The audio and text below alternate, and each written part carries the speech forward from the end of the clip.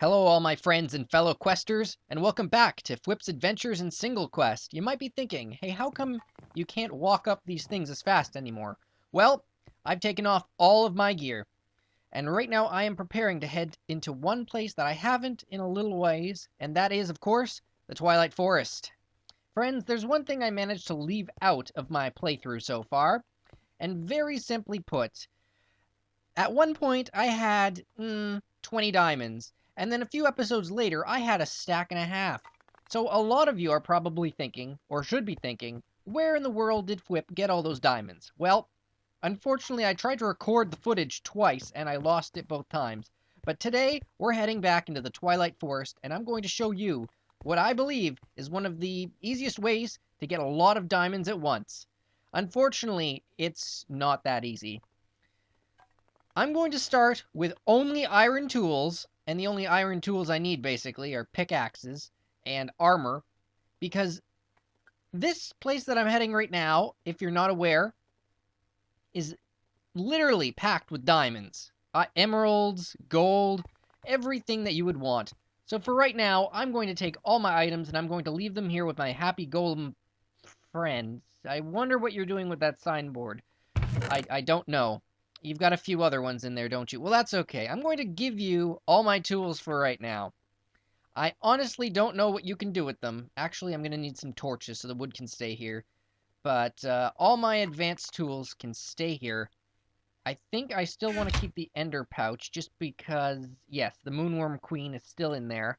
I did use that the first time I was there. You know what? I don't want to cheat, so why don't you take the portable hole too? I've never needed it, even though I might need it now. You know what, Golem buddy? Do whatever you want with those items. And go crazy. I mean, you're kind of already crazy. But that's fine. I don't matter. I don't mind too much.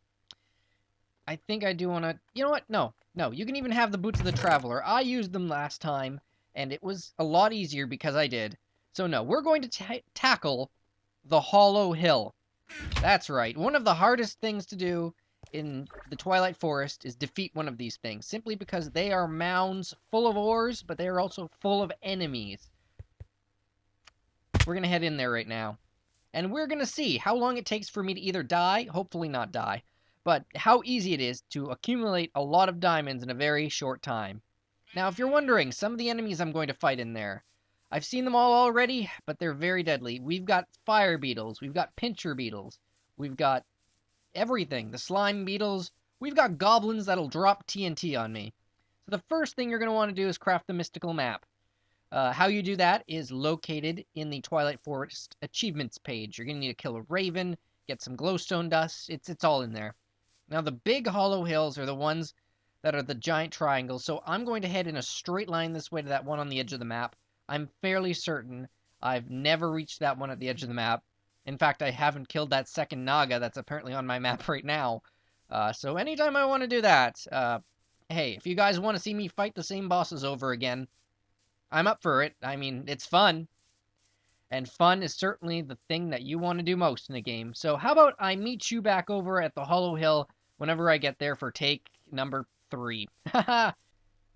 Now, I think you can kind of tell that this is one of those hollow hills. According to the map, it's only a small one, though. So that kind of gives you a little perspective on what the big ones are going to look like. I don't know if I've actually shown you guys on screen what one of these small hills is like yet, so maybe I'll head in and do that. As I said, there is an achievement for killing a goblin in one of them.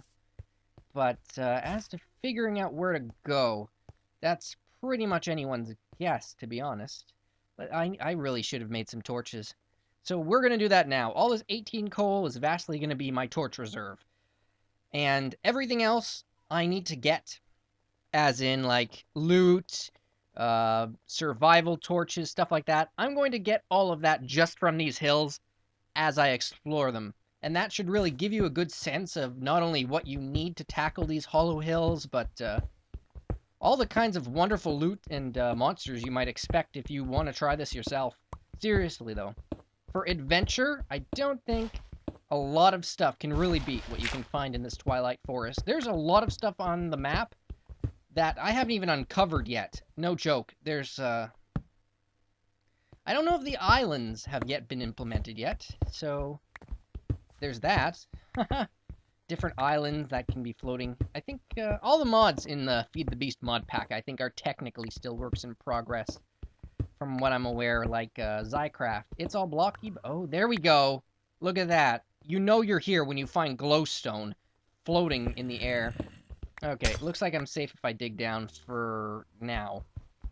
And you can never have too much glowstone. You gotta centrifuge that. You've gotta do lots of stuff. Okay, so the idea with these hollow hills is that, yeah, they're hills, but at the same time, they're full of chest loot. They're full of ores floating in the ceiling, like glowstone in this small one. So this can actually be a good spot to drop off and get that glowstone you need. If you're still trying to create the mystical map itself. Oh, Mari taking damage from a gremlin. Little blue guys. They're not that dangerous, but I really should have my sword. And the only sword I seem to have right now is the Dismemberizer. So unfortunately, I'm going to overkill the hell out of these guys. Yeah, look at that. And when you kill one of them, they get sad and run away. But you'll learn that too if you ever fight them. Little blue hamster guys. I think I'll call them gremlins. I think that makes the most sense. They seem to wear really shabby clothes. I know officially, they're probably supposed to be called kobolds. And they still take 2 hits, even with this Dismemberizer. Sharpness itself is an enchantment that is very variable. You don't hit max damage every time you use it. As you can see, there's a chest right there already, so let's make sure there isn't anything about to kill me. These things are still dangerous, even if this is a smaller one. Kobolds can be found in any cave in the Twilight Forest. They spawn naturally, oddly enough. Pretty much as frequently or more frequently than zombies. Just to give you a little perspective on that. Oh god, there's a zombie spawner right now. I'd rather get rid of that. I mean, I've never had a need for more zombies than like a few. Alright, and here's another chest too, but I haven't even checked out the first one yet. So let's try and see what our first piles of loot are from these Hollow Hill chests. Where might it be? Where might it be? I think I've already lost it. No, it's right there. It's over the hill. Okay. Haha, I'm not over the hill though. Yes, steel leaf and iron. This is a very common drop that you'll get from these chests. And I've already got a lot of steel leaf back at home, but I might as well take it with me for right now. In fact, I'm going to take the whole chest with me. If I'm going to want to take on a hollow hill, a large one, then having some item storage is a certain plus. Let's go check what the second one has. Now you're probably thinking, what would be some of the best loot you can get from this? Well, if you've already seen how I use the Moonworm Queen, just as like 256 torches that is renewable, that's amazing. Okay, no joke. Oh, a special iron pick and some more torches. Hey, it never hurts to have too many torches. Never. But anyway, the Moonworm Queen is definitely something that I would say is like high-level tier loot. It's pretty rare, but if you have one, you're pretty much set. Because if you get 3 torch berries after it's completely finished, it will refuel. I think I mentioned that last time, but no joke. I could take on an entire Hollow Hill with just one Moonworm Queen. And not even refuel her. This, however, is a small one. So we might not even see some of the more dangerous goblins. Or beetles. I'm not even sure what you can find in these ones, because I've only been in a few. It's the large hollow hills that really draw my attention, because here you might find a lot of ores in one place, but at the same time, there's just so much in the big ones that... Well, once you're ready to take it on, that will definitely be your focus. Ironwood, that's something that you can use to craft more tools out of. Basically, I'm not really sure on the durability of, like, steel leaf armor or ironwood armor, what is best, how it compares to iron. I have no clue what is better or not. Oh god! Goblins! There we go. And I've already gotten the goblin achievement, too. Ah, interesting. By the way, there's something else you can find in these chests, and I hope I find some. It's called transformation powder. Oh, there's another one. I don't think these goblins actually get spawned. I think they spawn naturally. Kind of like how the books spawn naturally in a wizard lich tower. I think the goblins spawn naturally in these hollow hills. I'm not sure what it is. I think there's a unique code for it. I'm pretty sure that's how it is, actually, because I've never really seen a goblin spawner. But there always seems to be a goblin or three kind of hanging around inside these hills, which is good because, you know, it's achievement-based. Well, single quest is, but anyway, there'll always be a goblin some. Yes, here's another chest. I feel like since the loot from these hollow hills, the big ones, are mostly all about the ores, and there are a ton of chests in them too. This is like, there we go, transformation powder. I'll show you what this stuff does right now, since I think I forgot to do that last time. Alright, picture this. Whenever you use... I don't even need roses. What am I doing? Let's get rid of some of this garbage too. I don't need this many iron boots. But hey, if you want to repair it, I suppose you could use it in an uncrafting table. Which you can actually get here. You can get an uncrafting table from this. Or you can make it with like 8 crafting tables. I don't recommend that method. That's a lot of wood. Okay, so you can kind of see the point here, right? Even the small hollow hills have a lot of loot. Not a lot of loot, but still a sizable amount. The large ones, though, have veins of diamond growing down from the ceiling, and that is the main thing that I am after. Although this doesn't hurt for, like, stocking up on coal for torches, because the huge hollow hills, they are really big. Like, they do not take the term huge lightly. I'm not kidding. Alright, so why don't we leave here and I'll talk a bit more about what this transformation powder does. Alright, so this transformation powder, what it does, it is able, when you use it with a right click, it's able to transform any mob, well, almost any mob anyway, into their Twilight counterpart. So this boar, if I right click with it, it'll become a pig. A wraith, it'll become a blaze. A sheep, it'll become a ram. You kind of see what I'm saying here? There's one really special thing, though, besides being able to put, like, Twilight creatures in the overworld if you wanted that. I mean, you can turn pigmen into minotaurs, but, you know, hostile mobs, they despawn after a while, so that only has so much appeal to me. And wow, I really feel the difference of not having my Boots of the Traveler now, having to climb up all these hills by hand. The first time I fought the huge hollow hill, I died a lot. But the main thing was I could run all over the place with those boots. There was not an issue. Like right here, this is not a hollow hill, it's just a really big mountain in the Twilight Forest. That's why you're going to want to have the map. You might be able to find a small hollow hill on your own just because of how different they look. But still, having the map to tell you where to go for these kind of goals is a really big help. No joke. Alright, so the really cool thing about the transformation powder, besides being able to turn one of those druids that can drop gold hose, it can turn them into witches. That's their counterpart. Okay, now this would be the big hollow hill that I'm talking about here. You can kind of see right now it does loom over everything else, although the trees in the Twilight Forest certainly do loom higher. Alright, let's just start digging in, and I'll just explain. So I could use that to get some witches, because I've never really found a witch yet. Sure, that's fine. Thing is, those goblins, if you transform them with the transformation powder, they turn into villagers. So, technically, you could have infinite villagers, because I think the goblins spawn indefinitely. However, since when you right-click a villager, it gives you a trade option, I don't think you can actually turn the villagers back. You should be able to, but I think just based on how they're designed, you can't actually do it. Alright, so we should sometime be heading into the ceiling of this hollow hill, I think, if I've read the map correctly.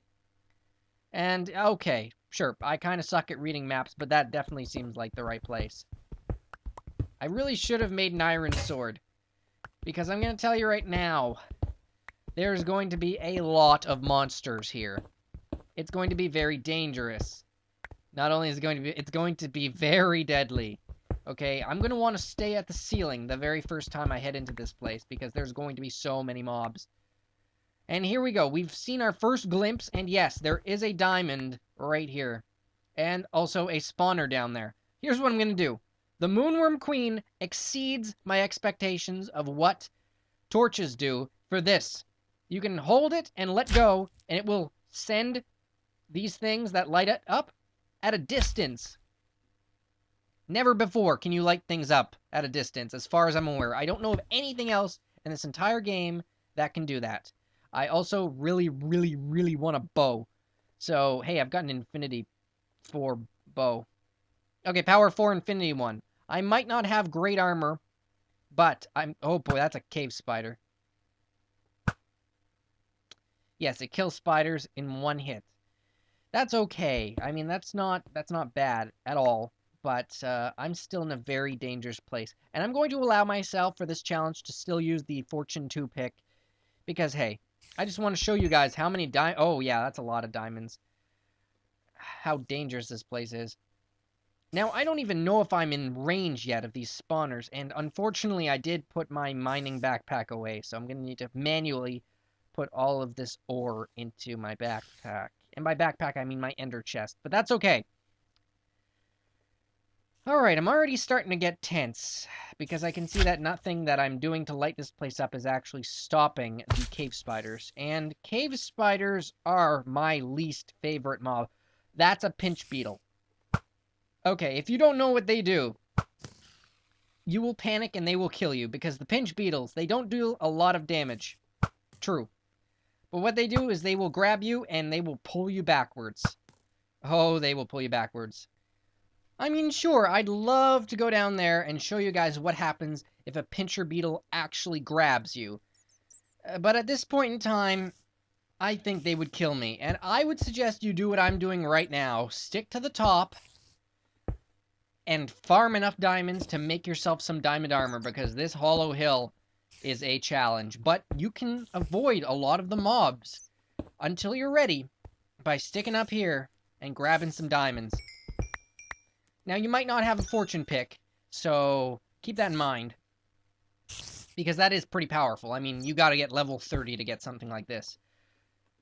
But it's definitely something I would recommend if you ever plan on going diamond hunting, to definitely have some sort of fortune enchantment first. There we go.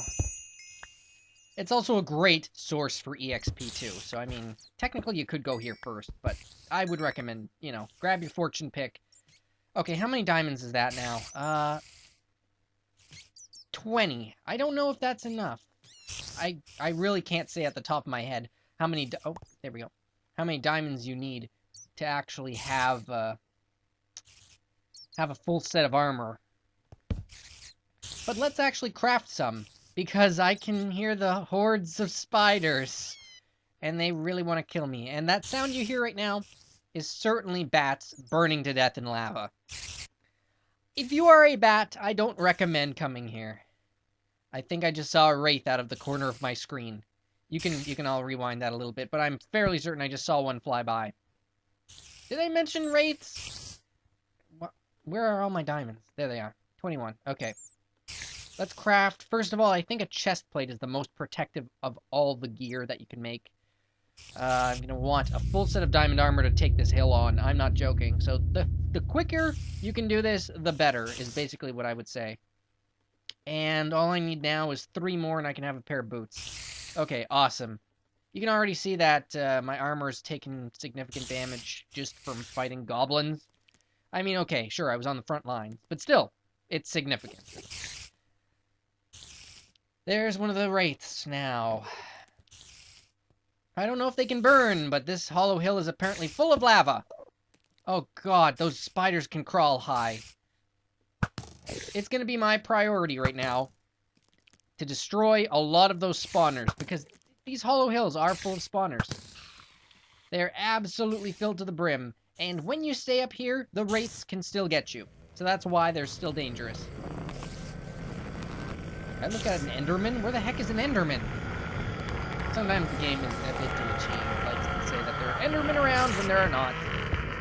Oh, I hate their sound effect. They're so loud, and it lasts so long. I mean, it works if you're one-on-one, but if you're in the end, all you will hear is screaming. I don't like that.